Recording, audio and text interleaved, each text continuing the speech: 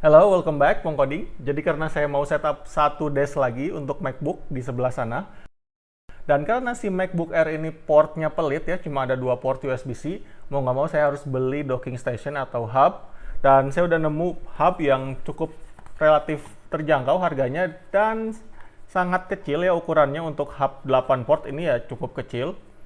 Kebetulan saya mau setup yang simple aja, yang masih portable dengan monitor portable nantinya. Jadi setupnya memang nggak akan bulky.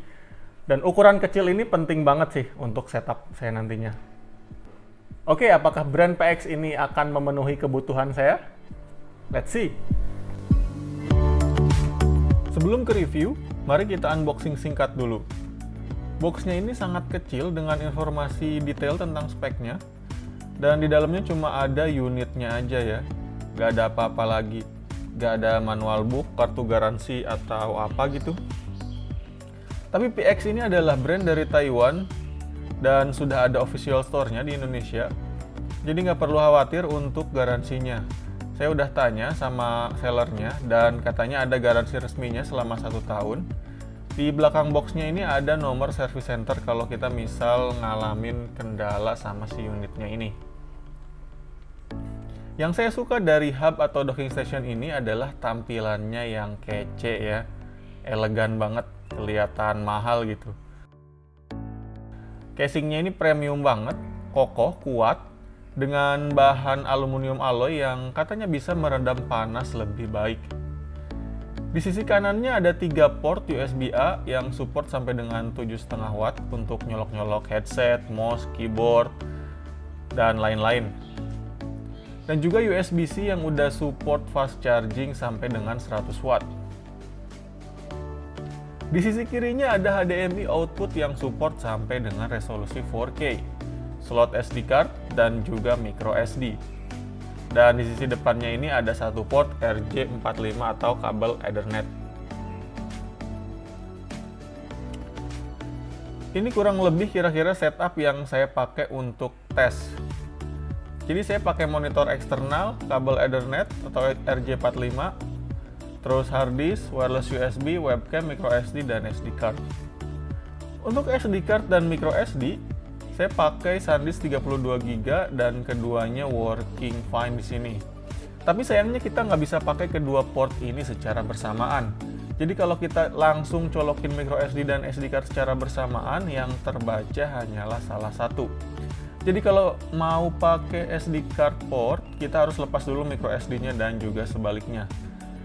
Tapi buat saya sih ini bukan deal breaker ya, karena port ini biasanya hanya dipakai sementara aja. Kalau kita mau copy data dari kamera ataupun handphone, dimana kalau udah beres copy datanya, SD card atau micro SD ini pasti dilepas. Jadi masih oke lah kalau kita pakai bergantian, karena ya SD card atau micro SD ini nggak akan mungkin nyolok terus di hubnya. Lalu untuk USB-nya ini saya pakai semua portnya untuk wireless headset, hard disk, dan juga webcam.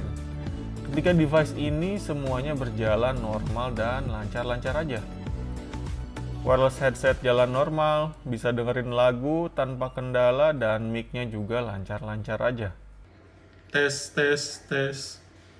1, 2, 3, 4. Webcam juga lancar, plug and play tanpa kendala, dan hard disk juga kebaca dengan normal. So, nggak ada masalah untuk pemakaian USB port secara bersamaan.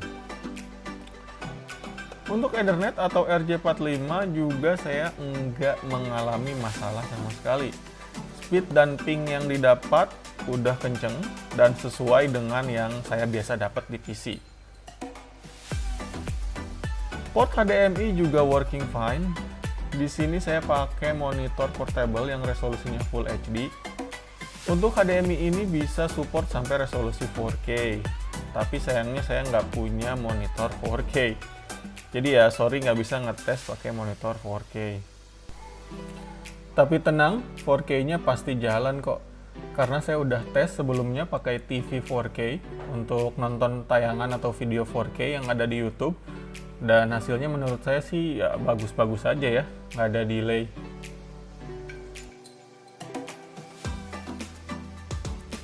Dan terakhir adalah port USB-C di sini yang support power delivery. Jadi kita bisa nge-charge langsung ke laptop pakai port ini. Kalau misal port USB di laptopnya itu udah kepake semua ya sama device lain. Tapi untuk ngecas via hub atau docking ini sih saya nggak merekomendasikan untuk jangka panjang ya. Karena setelah saya coba selama beberapa jam, si hubnya ini jadi kerasa agak panas gitu. Ya mungkin karena saya pakai semua port juga sih. Tapi saya tetap lebih prefer untuk ngecas langsung ke laptop dibanding ngecas via hubnya ini. Dan kalau kita enggak ngecas via hubnya ini, suhunya ya jadi nggak panas gitu. Ya masih anget-anget lah, wajar untuk sebuah hub dengan kondisi semua port yang dipakai secara bersamaan. Selanjutnya saya juga udah nyoba testing hub ini di Yoga 6 yang pakai Windows tentunya. Dan untuk skema testingnya sama persis dengan yang saya barusan jelasin di MacBook. Experience-nya juga sama persis.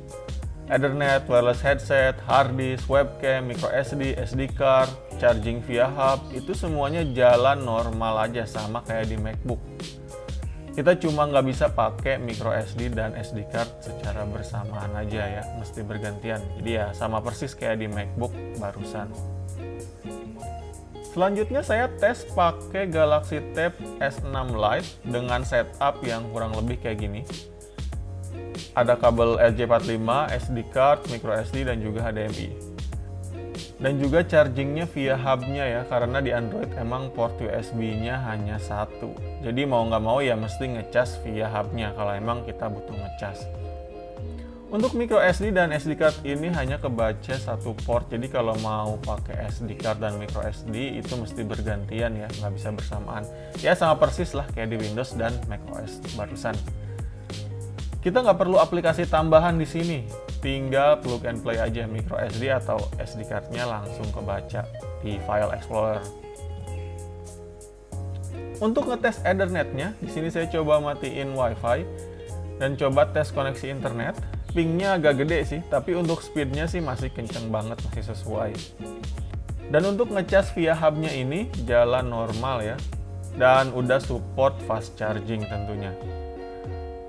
Sebenarnya saya mau ngetes eksternal displaynya, tapi sayang banget Galaxy Tab S6 Lite saya ini nggak support mirroring via USB-C, jadi saya nggak bisa ngetes. Oke, mungkin segitu dulu aja untuk review kali ini. Jadi kesimpulan dari saya pribadi adalah hub atau docking dari PX ini udah sangat memenuhi kebutuhan saya untuk kerja di rumah ataupun kalau lagi keluar misalnya. Dan dengan harga yang 500.000 aja dan dapat garansi resmi 1 tahun dari official store-nya, saya rasa hub ini udah sangat layak untuk dipertimbangkan.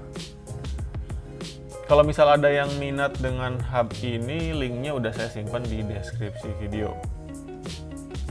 Oke, see you in the next time. Happy coding and goodbye.